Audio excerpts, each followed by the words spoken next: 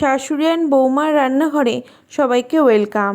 আজকে আমাদের রান্নাঘরে তৈরি হচ্ছে বাঙালির সবচেয়ে প্রিয় খাবার এগরোল। ঘরোয়া পদ্ধতিতে এগরোল তৈরি করতে গেলে যা যা করতে হয় সেগুলি আপনাদের সাথে শেয়ার করে নিচ্ছি। প্রথমে ময়দাতে স্বাদমতো নুন, সাদা তেল দিয়ে কিছুক্ষণ মাখিয়ে নিতে হবে, তাতে ময়দার ময়ামটা তৈরি হয়। তারপরে সামান্য পরিমাণ জল দিয়ে কিছুক্ষণ মাখার পরই রেডি হয়ে যাবে ডোটা। ডোটার গায়ে সাদা তেল মাখিয়ে 30 মিনিটের জন্য ঢাকনা চাপা দিয়ে রেখে দিতে হবে।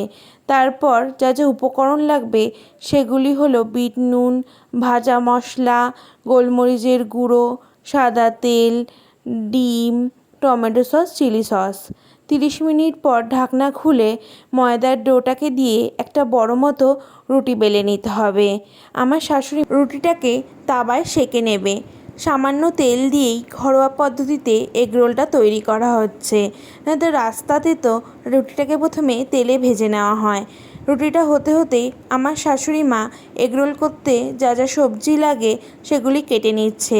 এগুলো তো আপনারা চেনেনই, শসা, পেঁয়াজ, লঙ্কা আর সামান্য লেবুর রস।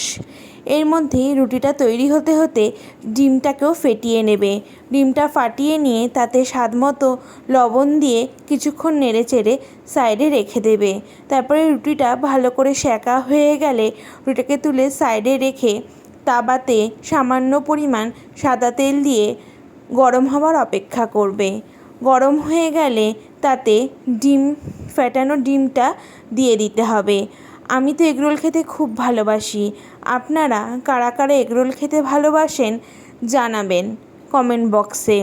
এই যে রুটিটা ডিমের ওপর দিয়ে দিল, তারপরে এপিঠ ওপিঠ ভালো করে ভেজে নিতে হবে। তারপরে তুলে তাতে শসা, পেঁয়াজ, লেবু রস, লঙ্কা কুচানো আর তাতে বিট নুন, গোলমরিচ গুঁড়ো, ভাজা মশলা গুঁড়ো, টমেটো সস, চিলি সস। এরপর মেন কাজ হচ্ছে সাদা কাগজ দিয়ে এগরোলটাকে ভালোভাবে রাস্তার মতো করে মোড়ানো। সাদা কাগজ দিয়ে মোড়ানোর পর শাশুড়ি মা আমাকে খেয়ে রিভিউ দিতে বলল।